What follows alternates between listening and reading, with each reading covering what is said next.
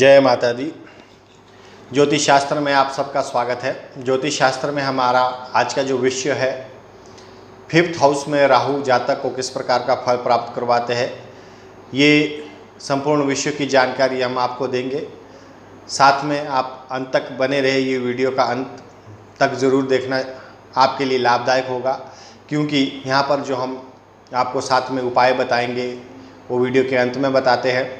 और साथ ही अगर आपने अभी तक हमारा YouTube चैनल ये सब्सक्राइब नहीं किया है तो सब्सक्राइब करें, लाइक और शेयर करना भी ना भूलें, और साथ ही बेल आइकॉन ज़रूर प्रेस करें ताकि जो हमारी आने वाली जो वीडियोस का नोटिफिकेशन आपको इमीडिएट प्राप्त हो सके। यह हमारी सीरीज़ बन रही है राहु की प्रथम भाव से लेकर द्वादश भाव तक जातक को किस प्रकार का फल प्राप्त करवाते हैं। तो जो आज का वीडियो है वो 5th हाउस का राहु जातक को किस प्रकार का फल प्राप्त करवाते हैं, ये विषय की जानकारी हम आपसे शेयर करेंगे। ये कंटिन्यू हमारी सीरीज़ चलती रहेगी। तो शुरू करते हैं। 5th हाउस में जातक को राहु किस प्रकार का फल प्राप्त करवाते हैं। 5th हाउस ये सूर्य का भी घर माना जाता है, सूर्य का घर होता है ये। और 5th हाउस में अगर राहु शुभ अवस्था में हो तो ये पुरुष संतान का संकेत देने वाला होता है। और यदि राहु शुभ है तो ऐसा जातक अमीर होता है, बुद्धिमान होता है, स्वस्थ होता है, और वह अच्छी आमदनी और अच्छी प्रगति का आनंद जीवन में अवश्य ही प्राप्त करता है। 5वें घर में जो राहु है, यहाँ पर ऐसा जातक अगर शुभ अवस्था में राहु है तो वो भक्त होगा, उसकी जो वृत्ति होगी वो धार्मिक होगी और दार्शनिक होगी। साथ ही दोस्तों, अगर यहाँ पर राहु विपरीत फल देता है, यानी कि राहु किसी कारणवश बुरे ग्रहों के प्रभाव में आने से नीच का हो जाता है, यानी कि बुरा फल प्राप्त करवाता है, तो राहु यहाँ पर स्थित संतान से पीड़ा उत्पन्न करवाता है। या तो पहले जल्दी संतान प्राप्त नहीं होगी, संतान प्राप्त होगी, कई तरह की पीड़ा उनको जीवन काल में देखने को होगी। पुत्र जन्म के बाद जो जातक की पत्नी होती है, यानी कि उनकी जो वाइफ होती है, उनका जो हेल्थ है वो इश्यूज़ आ जाते हैं, हेल्थ से रिलेटेड स्वास्थ्य उनका अच्छा नहीं रहता है। और यदि बृहस्पति भी 5वें भाव में स्थित हो तो यहाँ पर स्थित जातक को जो राहु है, उनके वो पिता को भी, जातक के पिता को भी कष्ट अवश्य ही प्राप्त होगा। तो यहाँ पर स्थित जो राहु होते हैं, राहु एक छाया ग्रह है। ये जीवन काल में हर मनुष्य को अच्छे और बुरे 9 ग्रहों पर आधारित जो कुंडली होती है उसके अनुसार ये फल प्राप्त करवाते हैं। लेकिन राहु को कभी भी साधारण नहीं समझना चाहिए। राहु एक बहुत ही अच्छा और बुरा फल देने में सक्षम है। तो अगर आपको भी अपनी जन्म कुंडली पर जो हमने ये चीज़ें कही हैं, बातें जो कही हैं, अगर राहु आपको भी कहीं नेगेटिव एनर्जी दे रहे हैं, नकारात्मक प्रभाव आपके जीवन में प्रदान कर रहे हैं, आप भी परेशानियों से उलझे हुए 5th हाउस में राहु अगर किसी की जातक की कुंडली में बैठा है, तो खासकर ये प्रभाव उस टाइम और भी बढ़ जाता है जब ये दशा, महादशा, अंतरदशा, प्रत्यंतर दशा में आता है। तो इस प्रकार का जातक यहाँ पे एक अच्छा और बुरा दोनों ही फल भोगता है। अगर राहु शुभ है, अच्छा है, तो अच्छा फल प्राप्त होगा, बुरा है, अशुभ है, तो बुरा फल ही प्राप्त होगा। तो जो उपाय हम बता रहे हैं आपको, उसको नोट करिए अपने जीवन काल में। अगर आप भी देख रहे हैं आपकी परेशानियां बढ़ी हुई है, राहु से संबंधित आपको बहुत पीड़ा हो रही है, तो ये उपाय आपके जीवन काल में करने से नेगेटिव एनर्जी दूर होगी, पॉजिटिव एनर्जी क्रिएट होगी।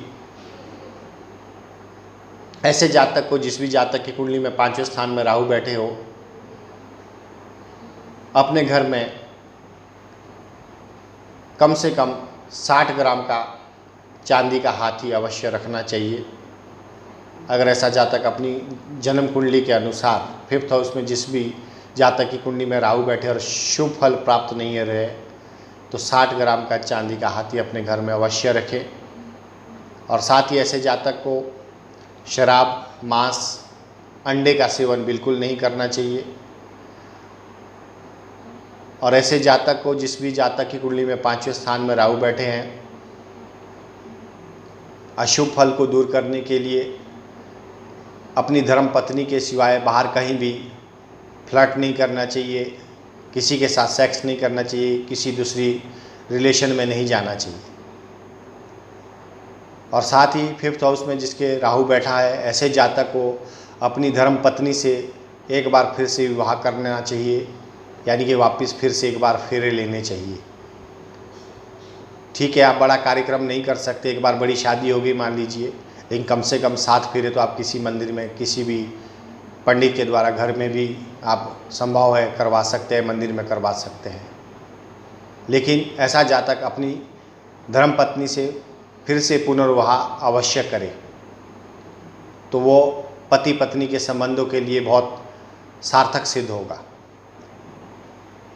तो उपाय है, अगर आप अपने जीवन में करते हैं, अवश्य इसका लाभ आपको प्राप्त होगा। अगर आप भी चाहते हैं संपूर्ण कुंडली की जानकारी आपको प्राप्त हो, तो हमारे डिस्क्रिप्शन में आप जाइए, उसमें वहाँ पे हमारा नंबर मिलेगा, व्हाट्सअप नंबर मिलेगा, कॉलिंग कर सकते हैं, व्हाट्सअप कर सकते हैं। और संपूर्ण 9 ग्रहों पर आधारित आपकी जो जन्म कुंडली है, उसके संपूर्ण उपाय आपको जीवन काल के लिए मिलते हैं। कर्म आपका है तो भाग्य भी आपका ही जरूर जागेगा। अगर आप कर्म 9 ग्रहों पर आधारित अपनी जन्म कुंडली पर करते हैं, अवश्य ही आपके जीवन में चमत्कार होगा और अवश्य ही आप अपने जीवन में सुख भोगेंगे, ऐश्वर्य को प्राप्त करेंगे, हर प्रकार की पीड़ा से आप दूर रहोगे। आपके जीवन में जो आकस्मिक राहु के माध्यम से या 9 ग्रहों के माध्यम से दूसरी जो बाकी पीड़ाएँ होती हैं, वो आपके जीवन काल में ना के बराबर होगी। विधि का विधान नहीं बदलता है, लेकिन इतना आप ध्यान रखिए, आप अपने कर्मों के माध्यम से 9 ग्रहों के उपाय करके जन्म कुंडली पर आधारित अगर वो कर्म करते हैं, उपाय करते हैं, तो अवश्य अपने जीवन को आप एक सही दिशा में, सही जीवन में जीने में समर्थ होते हो। आपका संपूर्ण परिवार सुखी होता है, आपके संपूर्ण परिवार में प्रगति अवश्य दिन प्रतिदिन बढ़ती जाएगी, स्वास्थ्य सभी का अच्छा रहेगा। तो ये तभी संभव है अगर आप जन्म कुंडली को किसी अच्छे वैदिक ज्योतिषाचार्य ब्राह्मण से अपनी जन्म कुंडली को दिखाते हैं, तो अवश्य ही आपको उसका लाभ प्राप्त होगा। हमारी ये सीरीज़ कंटिन्यू चलती रहेगी। नेक्स्ट हमारा जो वीडियो होगा वो लाल किताब फल कथन अनुसार 6th हाउस में राहु जातक को किस प्रकार का फल प्राप्त करवाते हैं, ये विषय की जानकारी हम आपको देंगे। अगर आपको भी नेक्स्ट वीडियो देखना है, तो अगर आपने हमारा YouTube चैनल सब्सक्राइब नहीं किया है तो सब्सक्राइब करें, शेयर और लाइक करना भी ना भूलें। माता रानी सबको खुश रखे, आपके घर परिवार में हमेशा खुशहाली बनी रहे, खुशियाँ बनी रहे, और आप हमेशा सदकर्म करें, अच्छा कर्म करें, पेशेंस लेके चले, जीवन में धैर्य बनाएं।